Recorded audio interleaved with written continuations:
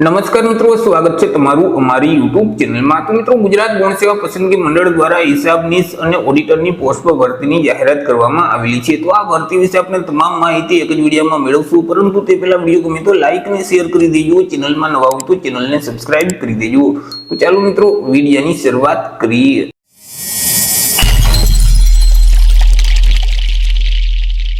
તો મિત્રો, આજે ભરતીનું નોટિફિકેશન છે તે GSSB એટલે કે ગુજરાત ગૌણ સેવા પસંદગી મંડળ ગાંધીનગર દ્વારા જાહેર કરવામાં આવ્યું છે। એ મિત્રો, જે નાણાં વિભાગના નિયંત્રણ હેઠળના ખાતાના વડા નિયામક શ્રી હિસાબ અને તિજોરી કચેરી હસ્તકની જે પેટા હિસાબની સબ ઓડિટર વર્ગ 3 ની જે જગ્યાઓ ખાલી છે, તો આ જગ્યાઓ ભરવા માટે લાયકાત ધરાવતા ઉમેદવાર પાસેથી અરજી ફોર્મ મંગાવવામાં આવેલા છે। તો સૌથી પહેલા તો આપણે ચર્ચા કરી લઈશું કંઈક અગત્યની તારીખ વિશે।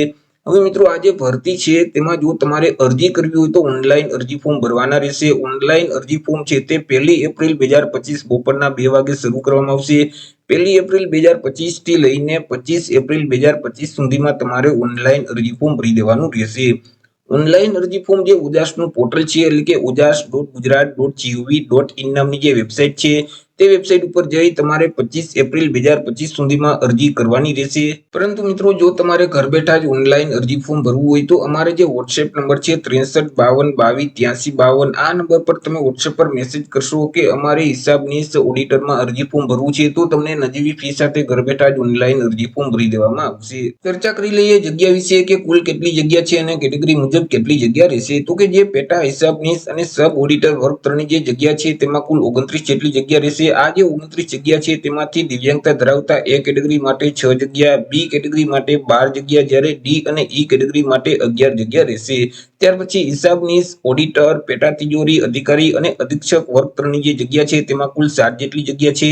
તેમાંથી મિત્રો, જે દિવ્યાંગતા ધરાવતા એ કેટેગરી માટે 2 જગ્યા, બી કેટેગરી માટે 1 જગ્યા, સી કેટેગરી માટે 2 જગ્યા, જ્યારે ડી અને ઈ કેટેગરી માટે 2 જગ્યા રહેશે। આવી રીતે મિત્રો, તમામ પોસ્ટ એટલે કે બંને પોસ્ટ કુલ 36 જેટલી જગ્યા પર આ ભરતી જાહેર કરવામાં આવેલી છે અને આ જે ભરતી છે તે માત્ર દિવ્યાંગ ઉમેદવાર માટે જ રહેશે। વાત કરી લઈએ પે સ્કેલ એટલે કે પગાર ધોરણ વિશે। ઉમેદવારને કયા પગાર ધોરણ મુજબ પગાર આપવામાં આવશે? તો કે અહીં મિત્રો, જે પેટા હિસાબનીસ અને સબ ઓડિટર વર્ગ 3 ની જે પોસ્ટ છે તો તે પોસ્ટ માટે ઉમેદવારને પ્રથમ 5 વર્ષ સુધી તો ફિક્સ પગાર આપવામાં આવશે। દર મહિને ₹26,000 ફિક્સ પગાર મળવા પાત્ર થશે। 5 વર્ષ પૂરા થઈ જશે એટલે પે મેટ્રિક લેવલ 4 નું જે પગાર ધોરણ છે એટલે કે ₹25,500 થી લઈને 81,100 નું જે પગાર ધોરણ છે તે મુજબ ઉમેદવારને પગાર આપવામાં આવશે। તે સિવાય જે બીજી પોસ્ટ છે હિસાબનીસ, ઓડિટર, પેટા તિજોરી અધિકારી અને અધિક્ષક વર્ગ 3 ની જે પોસ્ટ છે તે પોસ્ટ માટે પણ પ્રથમ 5 વર્ષ સુધી તો ઉમેદવારને ફિક્સ પગાર જ આપવામાં આવશે। દર મહિને ₹49,600 ફિક્સ પગાર મળવા પાત્ર થશે। 5 વર્ષ પૂરા થઈ જશે એટલે પે મેટ્રિક લેવલ 7 નું જે પગાર ધોરણ છે એટલે કે ₹39,900 થી લઈને 1,26,600 નું જે પગાર ધોરણ છે તે મુજબ ઉમેદવારને પગાર મળવા પાત્ર થશે। ચર્ચા કરી લઈએ મિત્રો પરીક્ષા ફી વિશે કે કયા ઉમેદવારોએ કેટલી પરીક્ષા ફી ભરવાની રહેશે। તો કે અહીં મિત્રો, તમામ ઉમેદવારોએ પરીક્ષા ફી છે તે ભરવાની છે। પરીક્ષા ફી તરીકે ₹400 ભરવાના રહેશે, પરંતુ તમે પરીક્ષામાં હાજર રહેશો, પરીક્ષા આપશો તો તેવા સંજોગોમાં તમે જે ₹400 પરીક્ષા ફી ભરેલ છે તે ફી તમને પરત કરી દેવામાં આવશે। મિત્રો, અહીં પરીક્ષા ફી છે તે તમારે ઓનલાઈન જ ભરવાની રહેશે। તમે net banking, credit card, debit card અથવા તો યુપીઆઈ ના માધ્યમથી પરીક્ષા ફી છે તે ભરી શકશો। પરીક્ષા ફી છે તે 30 એપ્રિલ 2025 સુધીમાં તમારે ઓનલાઈન ભરી દેવાની રહેશે। વાત કરી લઈએ એજ લિમિટ એટલે કે વયમર્યાદા વિશે। અરજી ફોર્મ ભરવા માટે ઉમેદવારની ઉંમર કેટલી હોવી જોઈએ? તો કે અરજી ફોર્મ ભરવાની જે છેલ્લી તારીખ છે 25 એપ્રિલ 2025, તે તારીખને ધ્યાનમાં રાખી ઉમેદવારે પોતાની ઉંમરની ગણતરી કરવાની રહેશે। 25 એપ્રિલ 2025 ના રોજ ઉમેદવારની જે ઉંમર છે તે ઓછામાં ઓછી 20 વર્ષ હોવી જોઈએ અને વધુમાં વધુ 45 વર્ષ સુધી હોવી જોઈએ। વાત કરી લઈએ એજ્યુકેશન ક્વોલિફિકેશન એટલે કે શૈક્ષણિક લાયકાત વિશે। અરજી ફોર્મ ભરવા માટે ઉમેદવારની શૈક્ષણિક લાયકાત કેટલી હોવી જોઈએ? તો કે ઉમેદવારોએ કોઈ પણ સરકાર માન્ય યુનિવર્સિટીમાંથી બીબીએ અથવા તો બીસીએ અથવા તો બીકોમ છે અથવા તો ગણિત અને આંકડા વિષય સાથે બીએસસી છે અથવા તો ગણિત, આંકડા અને ઇકોનોમિક્સ વિષય સાથે બીએ ની ડિગ્રી છે તે પાસ કરેલ હોવી જોઈએ। સાથે સાથે ઉમેદવાર પાસે બેઝિક કોમ્પ્યુટરનું નોલેજ હોવું જોઈએ। ઉમેદવાર છે તે ગુજરાતી ભાષાના જાણકાર હોવા જોઈએ અથવા તો હિન્દી ભાષાના જાણકાર હોવા જોઈએ અથવા તો બંને ભાષાના જાણકાર હોવા જોઈએ। ચર્ચા કરી લઈએ મિત્રો કોમ્પ્યુટરના સર્ટિફિકેટ વિશે કે કોમ્પ્યુટરનું જે સર્ટિફિકેટ છે તે ક્યું માન્ય ગણવામાં આવશે? તો કે મિત્રો, અહીં કોઈ પણ સરકાર માન્ય તાલીમ આપતી જે સંસ્થા છે કે જે સંસ્થામાંથી ઉમેદવારોએ બેઝિક કોમ્પ્યુટરનો કોર્સ છે તે પાસ કરેલું હોય અને તેનું પ્રમાણપત્ર અથવા તો માર્કશીટ ઉમેદવાર પાસે હશે તો તે માન્ય ગણવામાં આવશે। અથવા તો મિત્રો સરકાર માન્ય જે યુનિવર્સિટી છે અથવા તો સંસ્થામાંથી કોમ્પ્યુટર જ્ઞાન સંબંધિત કોઈ પણ ડિપ્લોમા અથવા તો ડિગ્રી કે સર્ટિફિકેટ કોર્સ ઉમેદવારોએ પાસ કરેલ હશે અને તેનું પ્રમાણપત્ર ઉમેદવાર પાસે હશે તો પણ તે માન્ય ગણવામાં આવશે. અથવા તો ઉમેદવારોએ કોઈ પણ ડિગ્રી પાસ કરેલ છે અથવા તો ડિપ્લોમાનો કોઈ પણ અભ્યાસક્રમ પાસ કરેલ છે કે જેમાં કોમ્પ્યુટર વિષય તરીકે મિત્રો એક વિષય રાખેલ છે અને તેનું પ્રમાણપત્ર છે તો પણ તે માન્ય ગણવામાં આવશે. અથવા તો ઉમેદવારોએ જે ધોરણ 10 ની પરીક્ષા પાસ કરેલ છે તેમાં મિત્રો કોમ્પ્યુટર વિષય સાથે ધોરણ 10 ની પરીક્ષા પાસ કરેલ હશે તો પણ તે માન્ય ગણવામાં આવશે. અથવા તો મિત્રો ધોરણ 12 ની જે ઉમેદવારોએ પરીક્ષા પાસ કરેલ છે તેમાં એક વિષય કોમ્પ્યુટર છે અને તે કોમ્પ્યુટર વિષય સાથે ધોરણ 12 ની પરીક્ષા પાસ કરેલ છે તો પણ તે માન્ય ગણવામાં આવશે.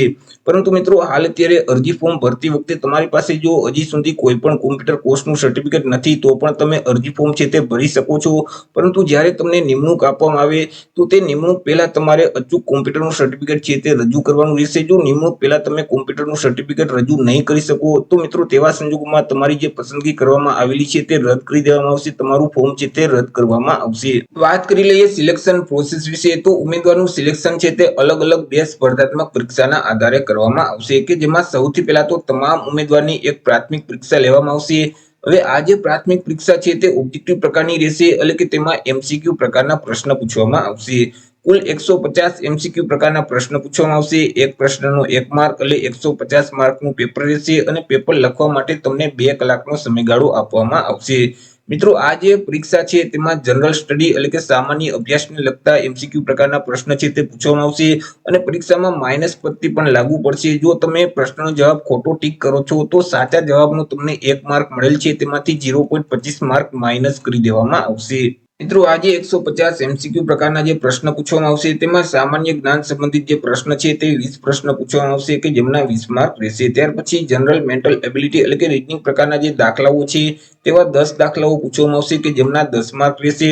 ત્યાર પછી મિત્રો ગુજરાતી વ્યાકરણ સંબંધિત 10 પ્રશ્ન પૂછવામાં આવશે કે જેમના પણ 10 માર્ક રહેશે. ઇંગ્લિશ ગ્રામર સંબંધિત 10 પ્રશ્ન પૂછવામાં આવશે તેમના પણ 10 માર્ક રહેશે. ત્યાર પછી મિત્રો આંકડા અને ગણિત સંબંધિત જે દાખલાઓ છે તો તેવા દાખલાઓ 10 પૂછવામાં આવશે કે જેમના પણ 10 માર્ક રહેશે. ત્યાર પછી ઇકોનોમિક અને ફાઇનાન્શિયલ એડમિનિસ્ટ્રેશનને લગતા 10 પ્રશ્ન પૂછવામાં આવશે કે જેમના પણ 10 માર્ક રહેશે. મેનેજમેન્ટ અને ઇન્ટરનેશનલ બિઝનેસ સંબંધિત 10 પ્રશ્ન પૂછવામાં આવશે કે જેમના પણ 10 માર્ક રહેશે. પબ્લિક એડમિનિસ્ટ્રેશનને લગતા 10 પ્રશ્ન પૂછવામાં આવશે તેમના પણ 10 માર્ક રહેશે. ફાઇનાન્શિયલ એકાઉન્ટિંગને લગતા 10 પ્રશ્ન પૂછવામાં આવશે તેમના પણ 10 માર્ક રહેશે. ત્યાર પછી ઇન્કમ ટેક્સ છે, જીએસટી છે તે સંબંધિત 10 પ્રશ્ન પૂછવામાં આવશે કે જેમના પણ 10 માર્ક રહેશે. ઓડિટ સંબંધિત જે પ્રશ્ન છે તે પણ 10 પ્રશ્ન પૂછવામાં આવશે તેમના પણ 10 માર્ક રહેશે. કોસ્ટ એન્ડ મેનેજમેન્ટ એકાઉન્ટિંગ સંબંધિત 10 પ્રશ્ન પૂછવામાં આવશે તેમના પણ 10 માર્ક રહેશે. એકાઉન્ટિંગ અને ફાઇનાન્શિયલ કોમ્પ્યુટર એપ્લિકેશનને લગતા જે પ્રશ્ન છે તેવા પણ 10 પ્રશ્ન પૂછવામાં આવશે તેમના પણ 10 માર્ક રહેશે અને કંપની ઓડિટ સંબંધિત 10 પ્રશ્ન પૂછવામાં આવશે તેમના પણ 10 માર્ક રહેશે.